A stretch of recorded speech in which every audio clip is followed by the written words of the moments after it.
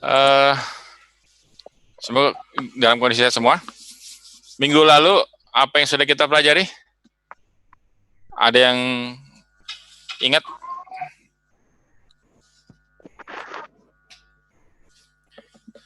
Daris, mana Daris? Daris. Daris. Mana Darisnya? Tuh kan?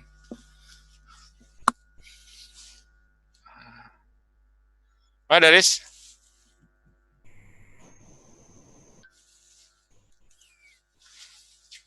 Daris? Nggak ada. Kedengeran nggak Daris? Yaski? Hadir, Pak. Apa yang kemarin kita pelajari? Terakhir di pertemuan PET itu belajar tentang dua hal, Pak. Yang pertama itu tentang analisis deskriptif menggunakan R. Terus yang kedua itu visualisasi data menggunakan R. Apa aja visualisasinya? Visualisasi data seperti bar plot, pie chart, box plot, terus line chart dan kawan-kawannya. Dia punya teman ya? Iya. Oke, Yaski, coba kamu kan kemarin sudah buat ini apa grup work. Sudah, Pak. Nah, coba ditampilkan. Bisa saya screen ya?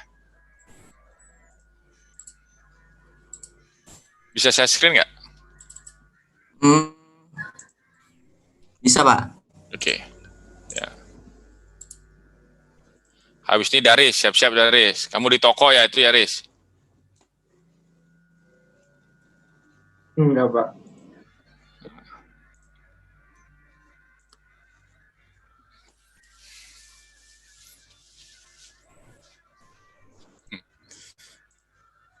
Mana Yeski? Ya, jelasin ya. Kurang dari, jangan lama-lama ya, 5 menit maksimum. Apa yang sudah kamu lakukan? Sudah muncul belum? Sudah. Jadi ini kemarin menindaklanjuti yang tugas pertama menggunakan SPSS tuh. Di sini datanya kembali dipakai buat mengolah menggunakan R. Kalau dari saya dari kelompok 4, anggotanya Arina, saya sama Raka Ikmana. Itu kemarin kami pakai data dari Kaggle itu tentang jumlah bunuh diri di seluruh dunia, Pak. Jadi di Kaggle-nya itu dari seluruh dunia, cuman kami ngambilnya kemarin fokus ke Amerika Serikat saja dari tahun 1985 sampai 2015. Ada berapa itu, 30 tahun ya. Nah, terus di sini beberapa analisis yang dilakukan. Yang pertama ada ukuran pemusatan dan penyebaran data. Ini dicari min, median, range, varian sama standar deviasinya, dapatnya angkanya sekian. Untuk meannya 33.000 sekian. Terus untuk mediannya 31.000 sekian, range-nya sekian, var dan standar deviasi. Kemudian mengaplikasikan juga kategorisasinya. Nah, di sini dari jumlah bunuh diri dikategorisasi jadi tiga kategori, yaitu low, medium, sama high.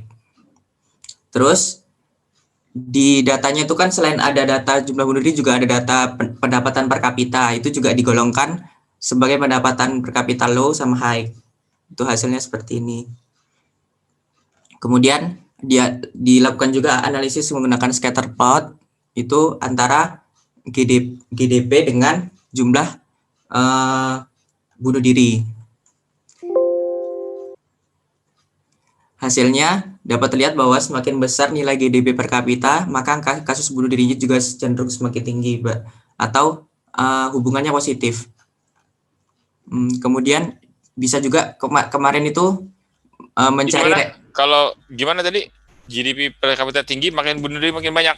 Iya, Pak, berdasarkan data. Terus kenapa kita pengen meningkatkan GDP kita ya? Mungkin semakin banyak uang semakin banyak masalah, Pak. Nah, makanya nggak usah pinter-pinter, nggak usah cari duit, bener. Ada lagunya apa? Bob Marley ya kak? No? Oh, apa Pak? Nggak tahu.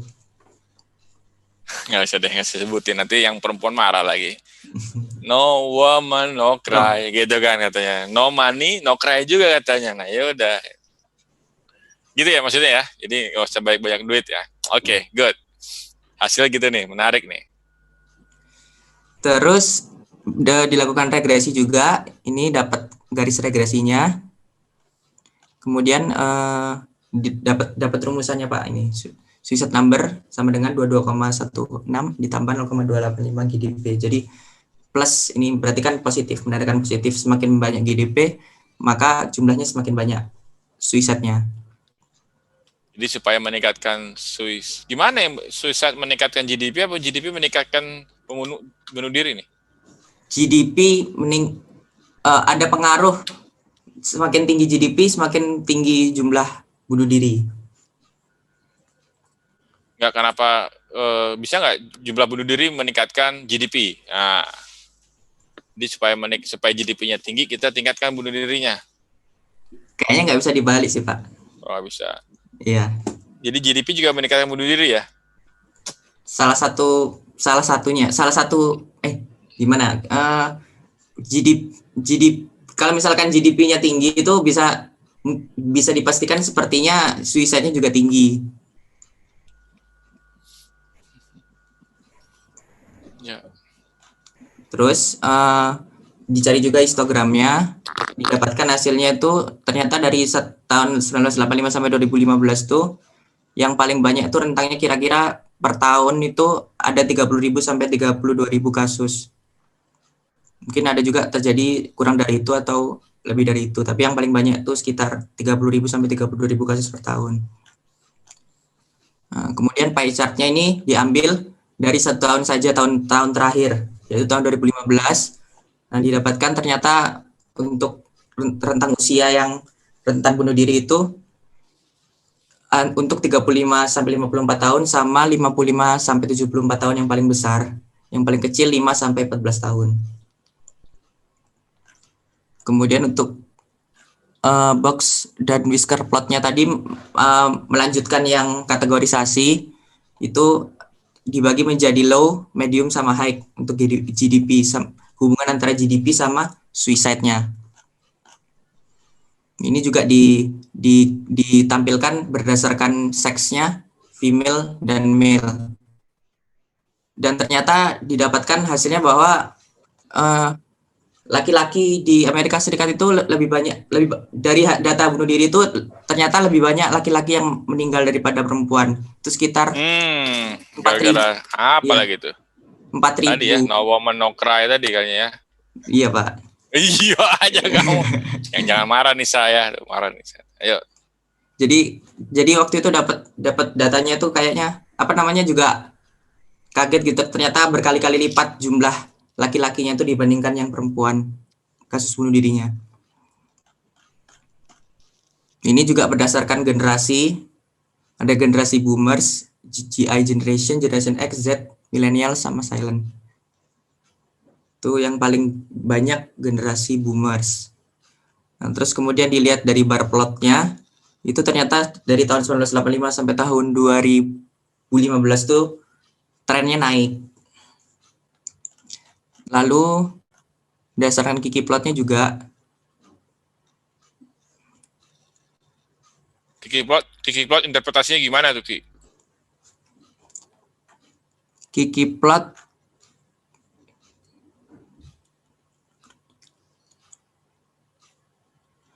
untuk Kiki plot lebih untuk mengecek apakah data berdistribusi normal atau tidak, Pak.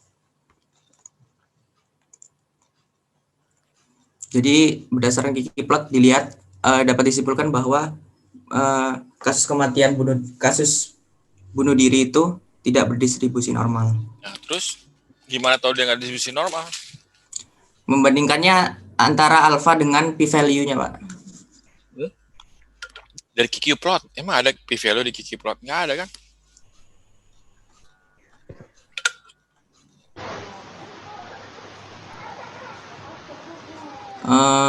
Kiki plot.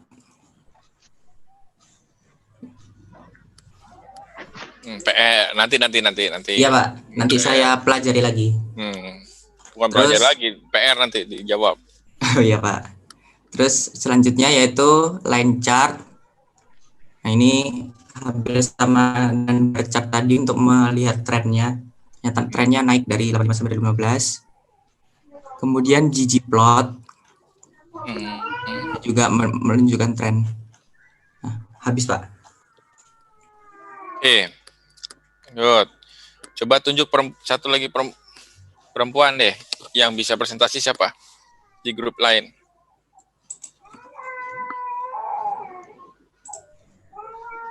Harus perempuan Pak? Iya, ini suara siapa nih? Suara adiknya? Adik kamu, Ki? Bukan Pak. Hah? Suara anak? Ya, siapa, Ki?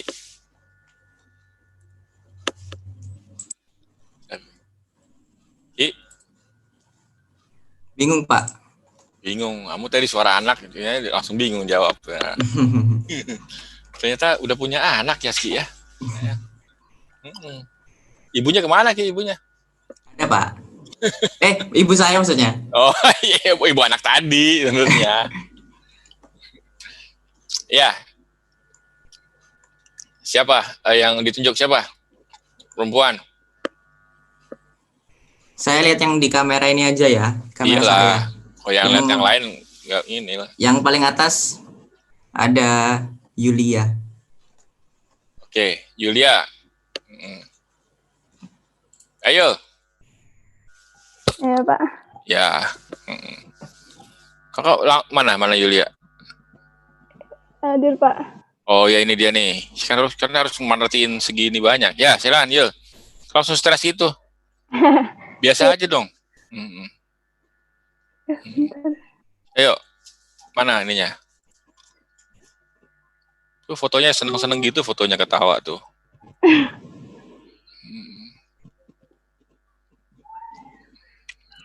Kamu di mana, Yul?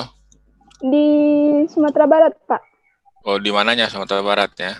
Di Kabupaten Agam, Pak. Oh, Agam. Oke. Oh, udah muncul ya, Pak? Sudah. Oh, jadi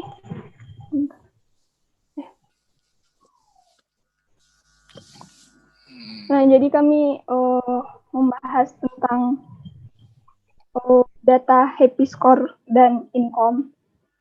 Pengolahan datanya diambil dari website Kaggle. Terus datanya itu terdiri dari 11 kolom dengan 111 baris. Variabelnya ada country, satisfaction, income, region, sama happy score.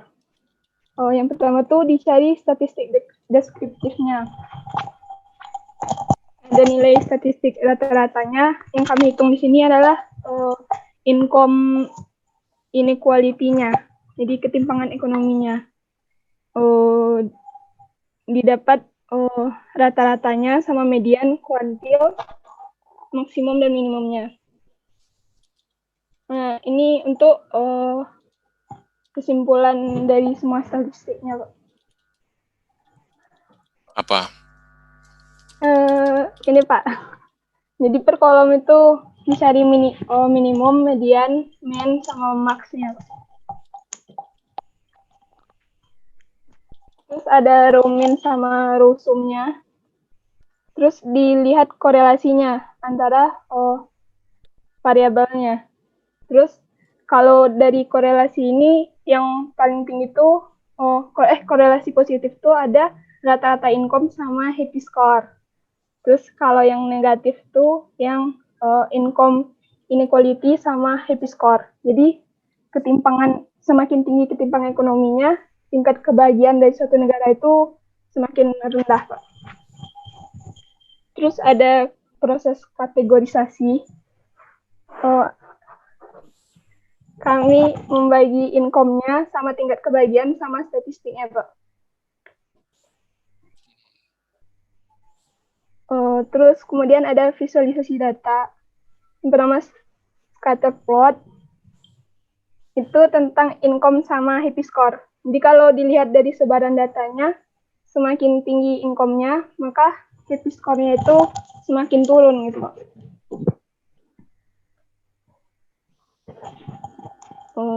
Terus terus ini histogram sama dari income inequality-nya. Berarti yang paling tinggi itu yang frekuensinya itu 30 gitu, Pak. Terus ada histogram happy score-nya. Happy score-nya, happy score apa? Tingkat kebahagiaan suatu negara, Pak, berdasarkan ketimpangan ekonomi. Indonesia di mana? Negaranya itu yang Ada suara kelenting-kelenting kayak suara sapi lewat tadi ya? Bukan ya? nggak ada sapi. Oh. Indonesia di bagian mana tuh?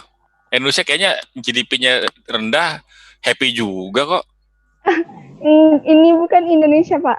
Di mana? Di Amerika kayaknya, Pak. Oh, nggak pakai kayaknya, saya nggak tahu yang punya datanya. Ayen. Siapa namanya, Di? Yulia, Pak. Oh, Yulia. Lihat gambarnya, foto kalian di mana sih? Ntar saya cek. Nggak ada gambarnya ya, biar kenal sih. Kamu nggak ada videonya, Yul? Yul. Ini gimana caranya? Udah ke itu tadi, Pak. Kemati videonya tadi, Pak. Oh ya. Terus ini gigi plotnya dari income. Jadi,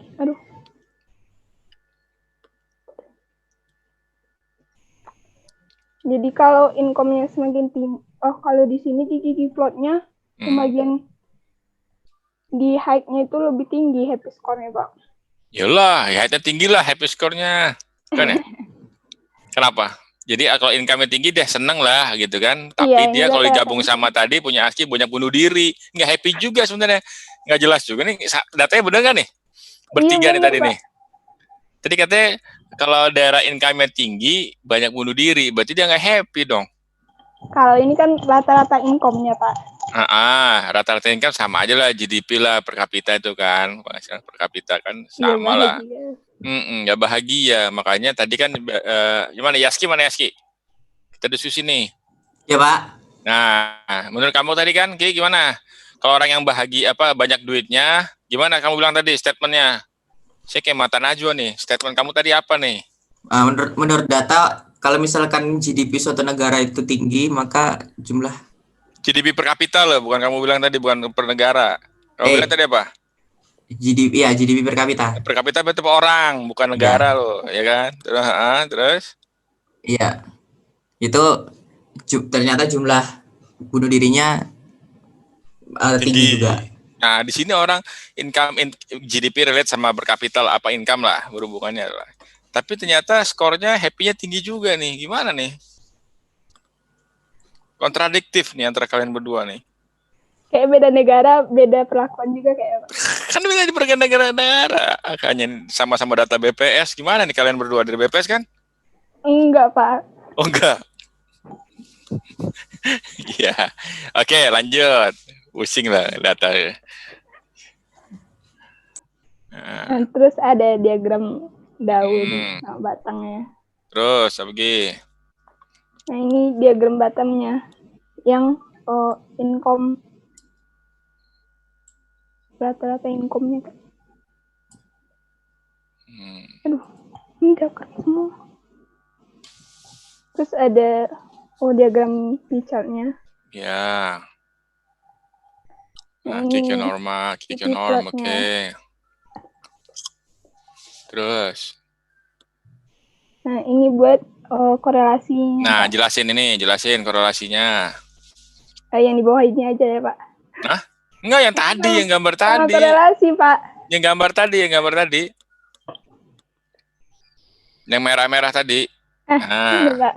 Ya. Entah yang lain saya tolong perhatiin, nanti yang lain saya minta cek benar nggak interpretasinya tadi. Ayo.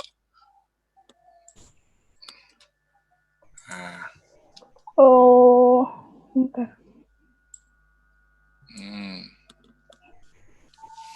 Nah, ini kan yang paling atas kan satisfaction-nya, tingkat Kamu ngomongnya kayak kepuasannya. sambil nangis gitu. Biasa aja. Terus.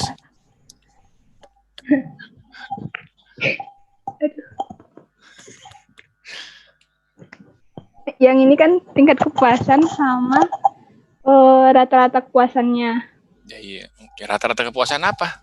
Kok bedanya adjusted sama average satisfaction apa? Apa, Pak? Ya, average satisfaction sama adjusted satisfaction apa bedanya? Kalau ini kan kalau average-nya kan rata-rata kepuasannya. Kalau adjusted-nya kayaknya kepuasan yang di apa ya? Ayo timnya bantuin. Yuk, teman kamu siapa? Kiran Magum, Pak. Oh, dia diem aja. Teman begitu ya. Ayo. Aduh, ini lanjut aja ya, Pak. Enggak, biar Kiran mana Kiran? Kiran. Nah, bantuin dong. Saya juga kurang tahu Pak itu adjusted itu apa bedanya sama average itu Pak. Kamu kurang Yang tahu. saya tahu itu satisfaction itu udah kepuasan aja Pak itu. Saya cari-cari adjusted itu apa di Google juga kurang jelas gitu Pak pembahasannya. Itu Pak. Terus ini berapa negara nih? Ini berapa negara? Ada 111 negara Pak. Termasuk Di Indonesia. seluruh Indonesia juga ada Pak. Tadi katanya ini nggak ada Yulia. Bener Pak? Nggak ada Pak. Nggak. Yang ada cuma India, Israel, Iran. Oh, kenapa ada, Indonesia nggak dimasukin? Mungkin datanya belum terupdate Pak. Ada Pak. Maaf. Nggak kelihatan tadi Pak. Ada Pak. Ada. Mau gimana nih data BPS nih?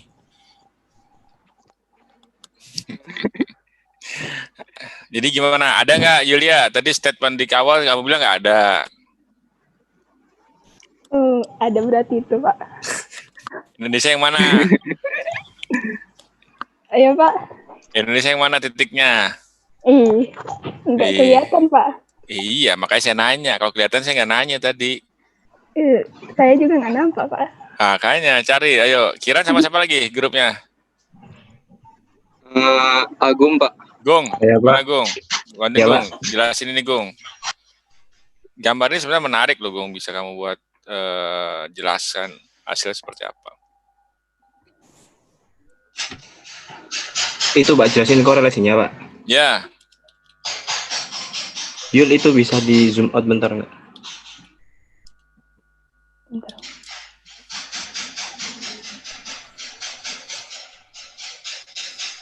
Agak ke atas.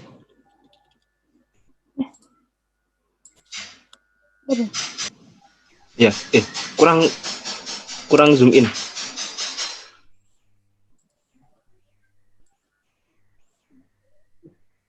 Jadi tambah nggak kelihatan tulisannya. Nah, ini kan.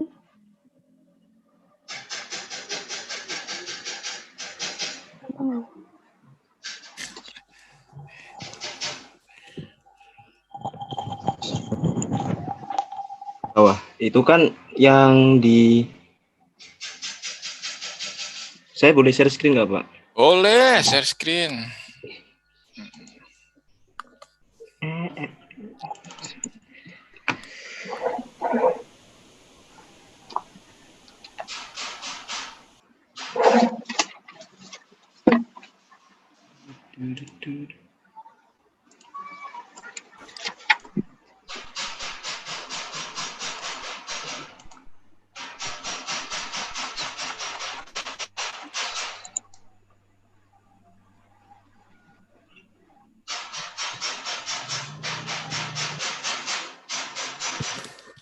Mana? Udah Ayo dong. kelihatan Pak. Ini gampang loh sebenarnya. Nah, tadi kan yang diamati itu happy score sama income equality. Itu kalau mau lihat korelasinya kita lihat grafik yang ini Pak. Terus datanya itu kan nyebar gitu, nggak kelihatan Yang sebelah kanan nggak polanya. bisa emang. Yang di atasnya happy score bisa juga kan? Ini sama ini, Pak. Nah, bedanya apa? Kayaknya kalau yang ini itu balikannya ini, Pak, kayak apa, kaca gitu, Pak. Mirror. Kayak terus yang X-nya mana, Y-nya mana? X-nya yang sini, Pak. Apa itu? Yang bawah. Ya, yang bawah. Iya, X-nya yang bawah. Kalau yang Y-nya yang berdiri kan gitu. Tapi X-nya apa ininya? Kamu jangan ketawa-ketawa, Yulia. Yulia ketawa-ketawa. X-nya kalau yang ini itu income inequality, Pak. Ya, oke. Yang ini happy score. Nah, dengerin ya yang lainnya. Ini asisten profesor nih lagi ngomong. Ayo. Terus ini tuh kan lihatnya dari yang sini aja, Pak, ya. Ya, enak dari situ kan. Enaknya situ aja betul. Nah, gimana? Ya. Jadi korelasi antara happy score sama income inequality itu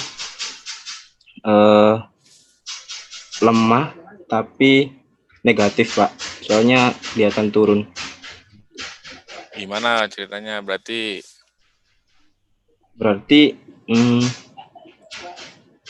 happy score sama income inequality itu berbanding terbalik, Pak. Kalau nilai happy score-nya tinggi, maka income inequality-nya rendah, Pak.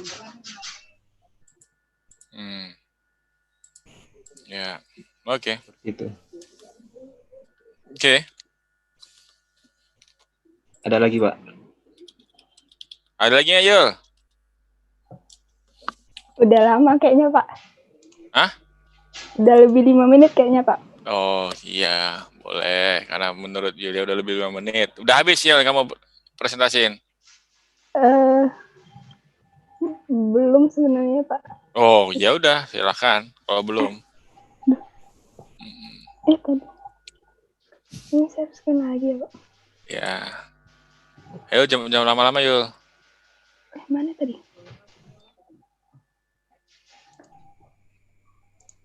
Nah, ini yang lebih jelasnya korelasinya, Pak. Lanjut aja, lanjut ke bawah lagi, lagi. Ya. Aduh, apa ini?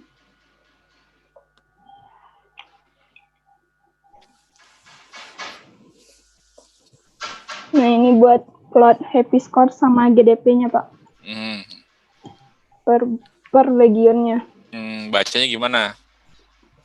Berarti untuk misalnya kayak ini untuk Western Eropa dengan tingkat happy score yang tinggi, GDP-nya juga tinggi, Pak.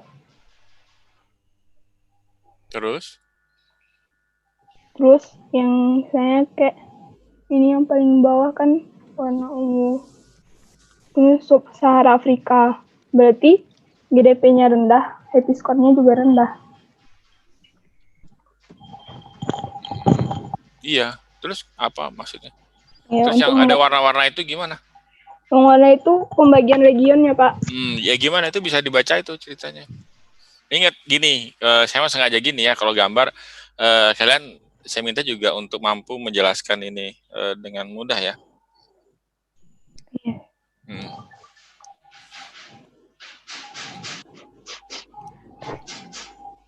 Gimana Yul? Oh, ini dijelaskan, Pak. Iya. Ini dilihat apa? Dilihat bahwa happy score-nya, daerah yang happy score-nya tinggi, GDP tinggi lah gitu ya, atau GDP tinggi, orang cenderung happy lah gitu kan. Tapi yang GDP-nya rendah dan happy itu orang Western Europe ya? Atau iya, Sub-Saharan? Bukan tuh Sub-Saharan kelihatannya ya? Sub-Saharan yang rendah, Pak. Iya, Sub-Saharan Afrika, daerah Afrika. Indonesia yang mana nih? Pilihlah antara satu titik di sini. Cenderung, kalau kita sebenarnya mungkin GDP-nya nggak terlalu tinggi, tapi happy aja kan gitu. Ya kan? Iya, rata-rata. Kita orang nggak mampu aja, yang penting ketawa-ketawa aja lah gitu kan. Yang penting happy, ya itu kita di situ. Oke, good. Ada lagi? Nggak ada ya, Yul? Enggak, Pak. Ya, nggak. Biar nggak tertekan soalnya. Oke. Ada, Pak. Makasih. Terima kasih. Oke. Sekarang coba kalian, kita kan masuk ke materi, kita udah bahas kemarin visualisasi dan sebagainya ya gitu ya. Kita akan masuk ke materi mengenai distribusi peluang. Saya sekarang lagi megang buku yang edisi ketiga itu warna coklat itu halaman berapa? Mulai halaman 75. Nah, halaman 75 itu akan menjelaskan bagaimana penggunaan distribusi peluang yang ada di kita. Nah, distribusi peluangnya ada normal distribution, kemudian ada t-test, ya, ada distribution, distribusi T, ada F, ada hypergeometric, ada Poisson, dan sebagainya. Ada Weibull, ada uniform, gitu ya. Nah,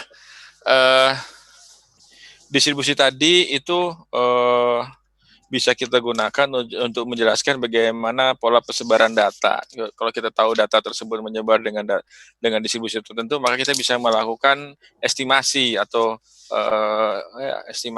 semacam prediksi mengenai kondisi dari data tersebut. Yang ada di R itu ada 4 sintaks untuk yang berkaitan dengan distribusi peluang, yaitu D, P, Q, R, D, P, Q, and R. Ya. Sebentar. Nah, D itu adalah sebentar ya. Sebentar dulu.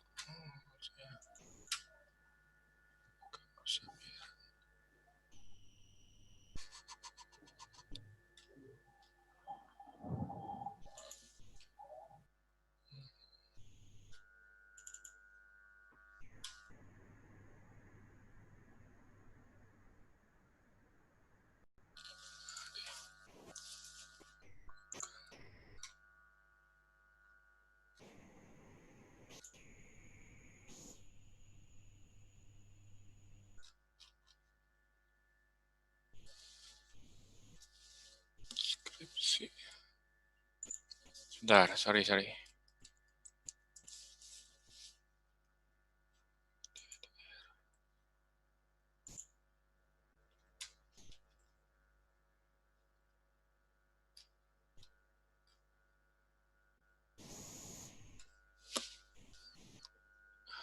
Saya ada 3 Zoom.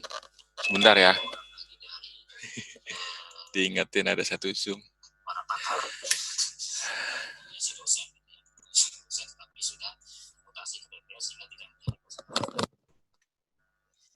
Kemudian saya coba untuk mengelompokkan mahasiswa berdasarkan 2 non-testis. Oke, masuk. pertama kali. Kedengeran ya? Sebentar ya. Sudah terbagi menjadi 2 kelompok, sains data dan sistem informasi statistik. Masing-masing jumlah mahasiswanya. Jadi dengan adanya pandemi sekarang tuh saya ada handphone juga jalan nih handphone. Jadi 3 Zoom nih. Jadi kupingnya 2 tapi Zoom-nya 3. Bingung. Oke, percepat aja. Dengeran ya suara saya? Ada D, ada P, ada Q, ada R. Nah, P itu adalah lebih ke P itu adalah untuk mendapatkan kepekatan peluang atau cumulative density function. Jadi untuk melihat kalau kita lihat di tabel biasanya sih berapa sih peluang dari minus hingga sampai dengan 1 misalkan kalau dicontoh di situ. Kalau Q adalah kebalikannya. Kita tahu nilai kepekatan peluangnya atau cumulative density function-nya, kita bisa pengen tahu kuantilnya, berapa sih nilai Z-nya. Dan ini kalau ini adalah menggunakan Z-nya yang default adalah menggunakan Z, ya distribusi norm standar, tapi kita bisa ngerubahnya dengan mu sama dengan nilai tertentu, sigma dengan nilai tertentu. Bisa kita lakukan 2 hal tersebut. Itu untuk Z, kemudian untuk T juga sama, nanti kita bisa, ada yang juga R norm itu untuk mengenerate datanya. Kalau dengan data dengan jumlah tertentu, N, kemudian min 0, N standar deviasi 1, berapa sih jumlah distribusi data yang sesuai dengan distribusi yang kita inginkan. Sama juga dengan student T, ya. Kalau untuk distribusi binomial, ini adalah distribusi yang cenderung dia adalah dia ada discrete ya, discrete. Sehingga kalau di discrete kita bisa gunakan yang pakai perintah D. D itu untuk melihat berapa sih peluang tepat exactly ketika X sama dengan nilai tersebut. Nah, gitu ya. Kalau P binom itu adalah kumulatif ya. Q binom itu untuk mendapatkan nilai apa namanya angka apa nilai nilai kuantilnya. Dan harus diperhatikan bahwa setiap kita melakukan kegiatan randomis membuat angka random, maka hasilnya akan beda-beda kecuali kita set random seed-nya, jadi set.seed 12 lah. Nah, kemudian ada distribusi Poisson sama juga. Nah, masuk kita kan ke namanya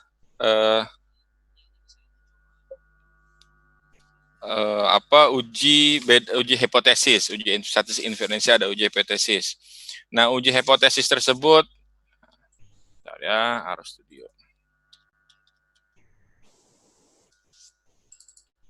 Ya, hipotesis. Jadi nanti ketika kalian akan melakukan uji hipotesis ini udah jarin kan ya? Udah jarin kan ya? Waktu di Metsat 1 sudah ya? Mesa 2, betul. Mesa 2 sudah aman lah ya berarti. Nah, ujinya harus ditulis juga. Nanti untuk tugas ujinya harus ditulis juga. Tes hipotesisnya harus ditulis juga. Sehingga kalian nanti jangan bilang terima hipotesis ini. Hipotesisnya nggak ditulis juga. Jadi kita nggak tahu nih yang kita mau uji apa sih sebenarnya. Nah, itu makanya harus ditulis hipotesisnya. Penulisan hipotesis harus sesuai ya, harus benar. Oke. Contoh sekarang misalkan di situ ada data chicken weights.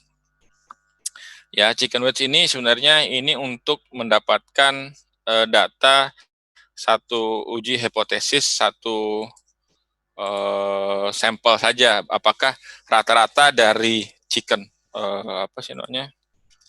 Saya share screen dulu. Oke.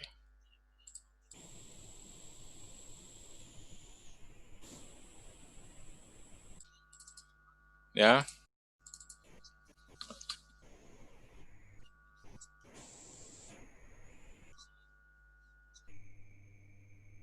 Oke, sini. Di sebelah kiri ini ada data, misalkan data chicken weight. Oke. Kemudian chicken weight-nya adalah kita bikin summary, bisa kita buat summary.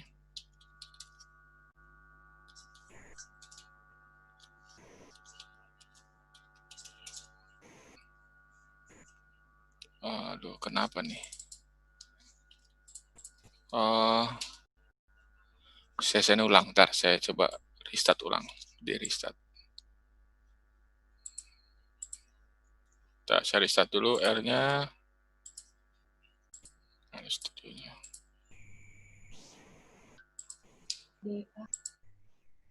Dan save.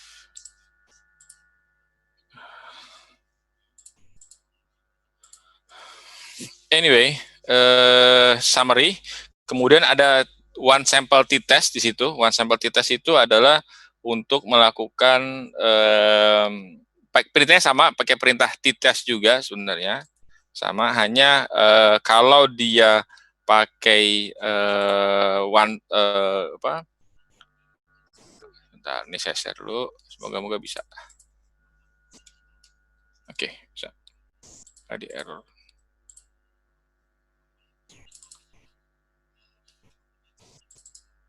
Dah, kelihatan ya? Summary. Nah, ini pakai perintah, pakai function t-test. Sebenarnya gampang lah. T-test, kemudian chicken weight. Ya, kenapa ini? Oh.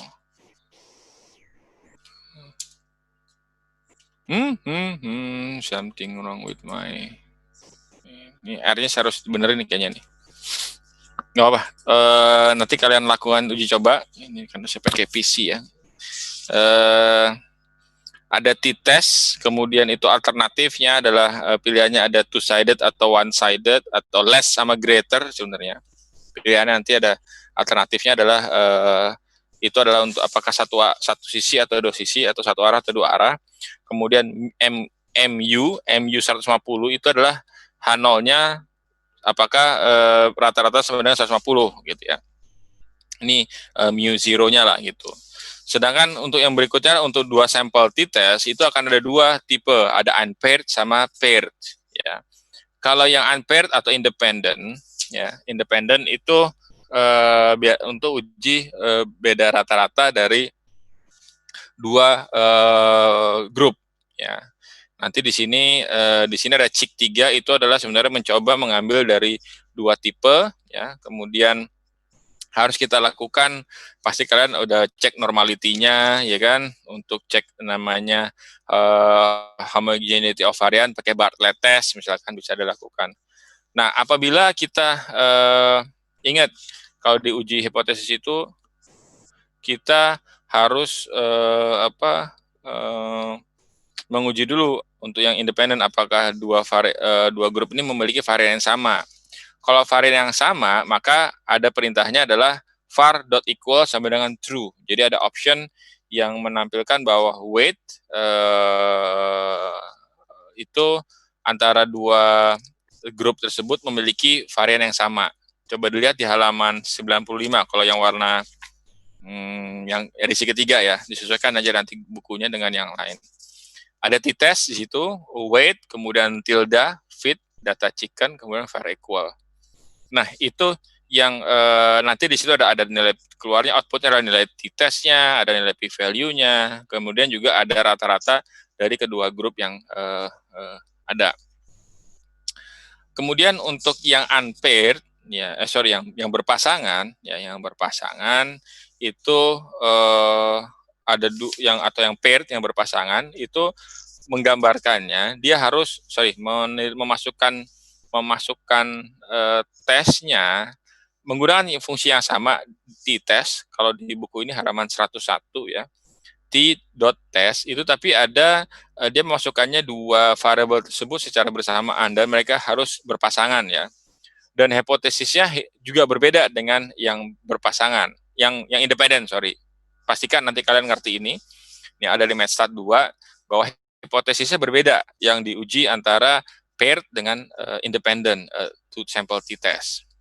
Ya. Sama prosesnya harus dilakukan, apakah ada uji kenormalan, kemudian juga bisa pakai alternatifnya ada greater atau yang disebut sebagai less atau greater, less atau equal gitu ya. Oke.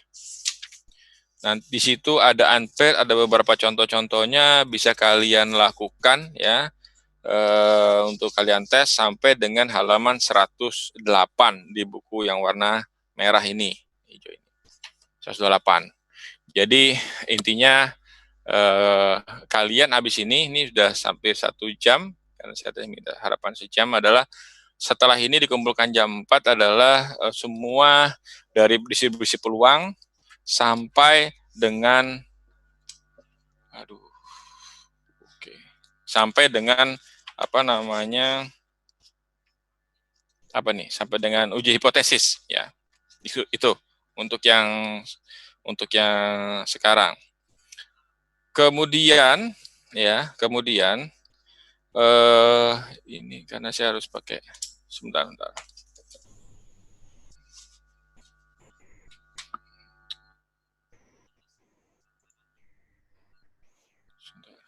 Saya geser ke laptop saya biar kalian bisa lihat. Ini PC saya kelihatan masalah di sini.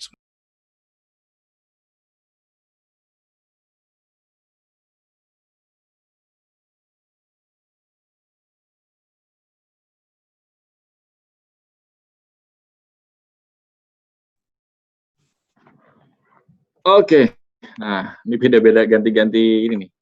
Oke, coba saya share screen sebentar. Kedengaran ya? Dengar, Pak. Oke, nah ini saya lebih enak. Oke. Nah, share screen ini RStudionya saya buka dulu.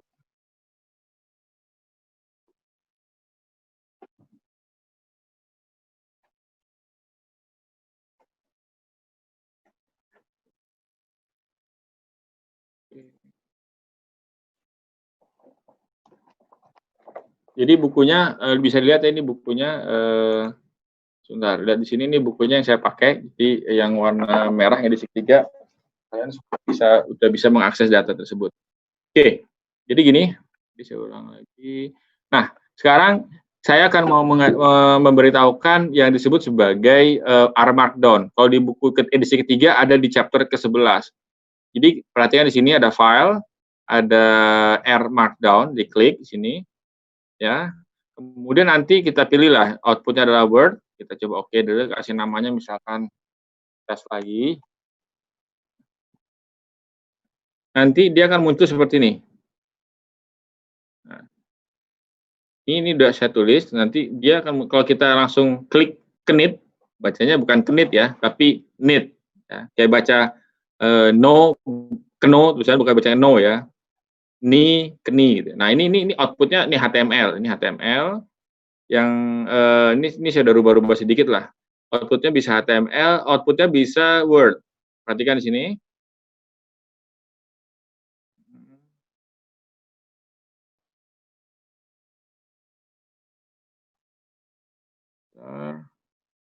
Nah, tadi lagi running, perhatikan dulu.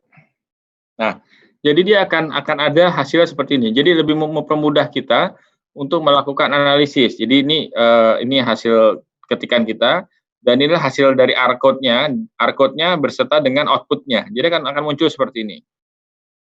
Ya. Plot-nya juga otomatis, nggak usah copy paste. Lebih mudah. Saya balik lagi ke sini. Nah, fungsinya adalah biasanya seperti ini isinya. Perhatikan. Jadi ini ada tes, judulnya kalian bisa rubah-rubah, ya kan? Kemudian ini nggak usah dirubah, leave it like that, dan title tetap dirubah. Ini adalah untuk section atau subbab ya, gitu ya. R Markdown. Ini adalah kalian ketik sendiri. Ini adalah kontennya, ya, konten. Kemudian ini adalah yang disebut sebagai R chunk. Jadi ada 3 titik ini, 3 kutip ini. Ini adalah menandakan bahwa ini adalah chunk atau bagian dari R code. Jadi R itu adalah nama R code-nya, cars ini nama dari chunk tersebut. Kalian harus rubah-rubah, jangan sampai sama. Cars. Misalkan di sini misalkan dia code 1, saya bisa rubah code 1. Ini adalah code 2. Nah, apa sih echo false itu adalah untuk ketika dia codingnya nggak ditulis. Nanti tinggal kalian baca lagi. Nah, kalau saya run ini ada summary, ya, kemudian itu bisa kita run langsung, ataupun kita bisa langsung run di sini. Ini ada head, tail, nggak usah kita copy paste, tapi kita langsung run ini, klik ini, kemudian pilih sebagai Microsoft Word, dia akan muncul sesuai dengan yang kita tulis di situ. Kalau dia salah, dia akan bilang error sebenarnya. Tapi ini otomatis reporting yang membuat kita jauh lebih mudah untuk dalam hal proses untuk reporting. Ya, seperti ini, R Markdown. Nah, ini akan digunakan untuk PR kalian untuk minggu depan per grup yang tadi sudah dibuat, yang sudah kalian lakukan tadi, ya, yang barusan kalian analisis tadi, Yulia sama Yasti tadi lakukan, ya. Itu kalian sudah kumpulkan, itu dikirimkan, itu dibuat menggunakan R Markdown sampai dengan datanya sama, sampai dengan penggunaannya sampai dengan uji hipotesis kita kali. Gitu.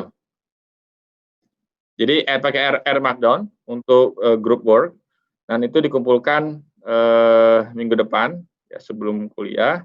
Dan untuk yang hari ini, yang tadi sampai dengan uji hipotesis, lakukan coding yang ada di buku itu. Yang pakai Markdown gampang lah. Yuli aja udah angguk tadi. Ya, gampang. Saya lihat tadi. Daris juga kelihatan oke lah. Arina oke tuh kelihatannya. Fadil masih mikir, Fadil. Kalau Desi serius dia tadi. Oke, ada pertanyaan?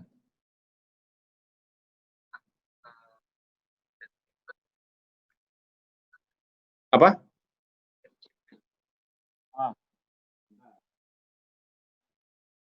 Yang di student itu ada dia di sini, coba di halaman, ya.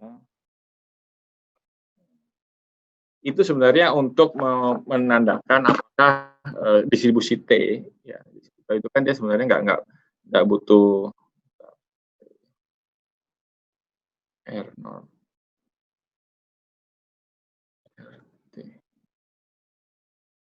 Ya. Di situ adalah non centrality parameter. Jadi ketika dia itu T-nya itu apa ya? Mungkin dia thickness-nya. Jadi T itu kan distribusi nggak terlalu nggak seperti R ya. Nggak seperti normal ya, agak-agak landai. Dia untuk lihat bahwa dia T-nya itu lebih tinggi atau tidak. Jadi dia ini sebenarnya untuk distribusi yang mirip ke T lah. Jadi dia tidak simetris lah. Jadi tidak simetris. Ada distribusi yang lain yang tidak simetris. Kalau lihat dari sini T-nya, kalau kalian lihat dari help-nya, ya, help-nya, itu dilihatkan bahwa dia non-centrality. Jadi ketika dia agak shift ke kiri, misalnya ke kanan itu bisa dia input. Tapi biasanya untuk uji T untuk tes itu di-ignore lah. Itu nggak perlu kita perhatikan. Ya, lagi? Asti, gimana Asti? Apa? Iya Pak. Ya. Ajis? Siapa namanya? Azza itu siapa? Azam. Mana Azam? Iya, Pak. Oke, kalau nggak ada silakan nanti kerjakan ya, dikumpulkan sebelum jam 4 atau pas jam 4 untuk yang tugas ini. Kemudian nanti untuk yang berikutnya pastikan kalian nggak ngetik sendiri ya, jangan cuma nunggu dari teman lah gitu. Ada yang nunggu dari teman nggak ngaku lah, ada lah kali ya. Nggak ya? Fadil nggak Adil? Nggak Adil, ngetik sendiri Adil. Oke, gitu ya, terima kasih. Masih waktunya. Assalamualaikum warahmatullahi wabarakatuh. Selamat siang semuanya. Yang, Mbak. Waalaikumsalam. Waalaikumsalam.